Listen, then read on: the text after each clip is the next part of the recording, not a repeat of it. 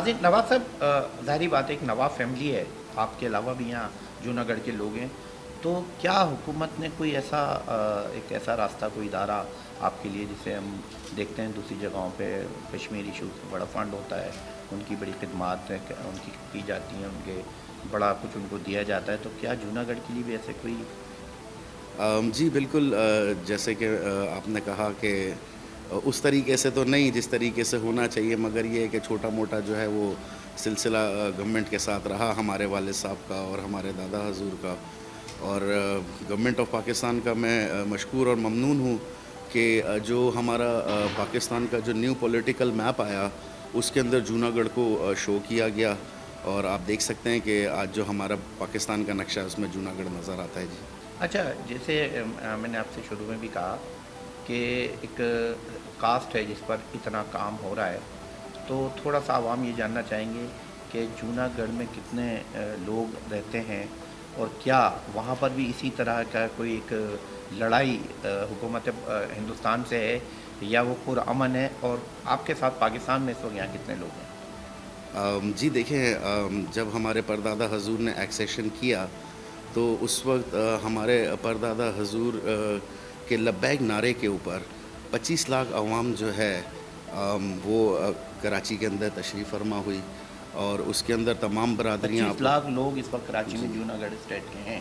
अगर उस मैं वक्त आए थे उस 25 वक्त लाख लोग, जिसमें आप तमाम कम्युनिटीज़ देख सकते सिर्फ हैं। कराची में? सिर्फ़ कराची के अंदर, जी।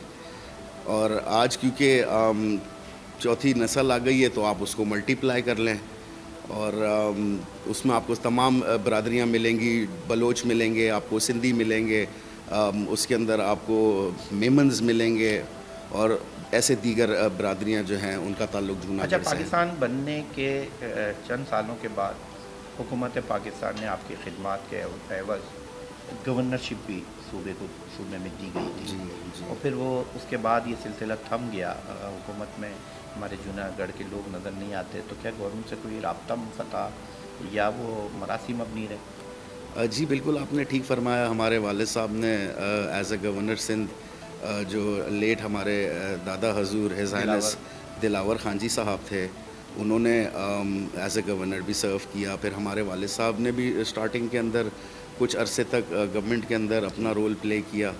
तो ये है कि अब हमारे कुछ जूनागढ़ के लोग हैं जो कि बेसिकली गवर्नमेंट के अंदर अभी रिसेंटली आए हुए हैं। तो अल्हम्दुलिल्लाह जी, सिलसिला इंटैक्ट है, ऐसा नहीं है कि नहीं है। अच्छा नवाब साहब, प्रोग्राम के आखिरी मरहले में मैं सही कहूँगा कि आपकी एक स्ट्रगल है पिछले, मैं आखिरी 78 साल लगा लेता हूँ, अगर हम पीछे जाएं तो बहुत 2.5 पौने 3 सदियाँ बनती हैं। जी अगर हम 78 साल में देखें तो क्या हुकूमत से या पाकिस्तानी अवाम से आपका कोई ऐसा गिला शिकवा जिसमें आपको एक मलाल हो कि अगर इस तरह कुछ हमारा हमसे अवामी ताउन होता, हुकूमती सतह पे ताउन होता, इदारों की तरफ से, तो शायद ये मसला इतना देर पा नहीं होता, हल हो जाता, ऐसा जी कोई? जी। देखिए, मैं आपके प्रोग्राम के तवस्सुल से ये कहना चाहूँगा कि जूनागढ़ की पाकिस्तान के लिए एक बहुत बड़ी कुर्बानी है, और क्योंकि यूनाइटेड नेशंस के अंदर आज भी जूनागढ़ का केस स्टिल पेंडिंग है, और जैसे मैंने बताया 25 लाख अवाम तो उस वक्त थी, अब तो मल्टीप्लाई हो गई है। तो ज़्यादातर जो लोग हैं वो गरीब तबके से ताल्लुक़ रखते हैं हमारे। तो गवर्नमेंट ऑफ पाकिस्तान को मैं ये मैसेज देना चाहूँगा कि आप इस मसले पे जो है क्या नाम है अपना ध्यान रखें, और जो भी बेसिकली जो हमारी आवाम है उसको हम लोगों को फैसिलिटेट करना होता है, तो उसके अंदर हमारे को जो है सपोर्ट करें ज़्यादा से ज़्यादा। बहुत शुक्रिया नवाब अली मुर्तज़ा साहब। और नाज़रीन, एक ऐसी रियासत जिसके एहसानात अगर हम गिनवाना शुरू करें, जैसे मैंने प्रोग्राम के इंट्रो में कहा था, जब पाकिस्तान बना है तो एक नई रियासत थी, एक नया मुल्क था, लेकिन जो दायां बाजू और बायां बाजू, अगर मैं हैदराबाद दक्कन का नाम लूँ, तो उससे जो एक दायां बाजू आया था, उसके बाद जूनागढ़ ने जो कायद-ए-आज़म मोहम्मद अली जिन्ना और हमारे जो दूसरे रहनुमाओं की हाथ मजबूत किए, उससे पाकिस्तान सर्व करता हुआ आगे निकला।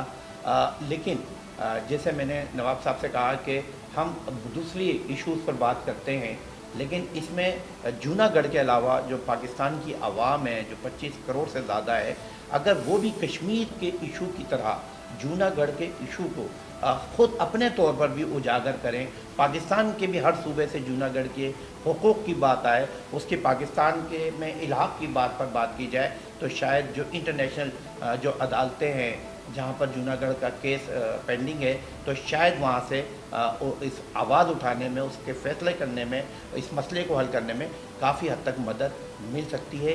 ये मेरा भी फ़र्ज़ है, या आपका भी फ़र्ज़ है।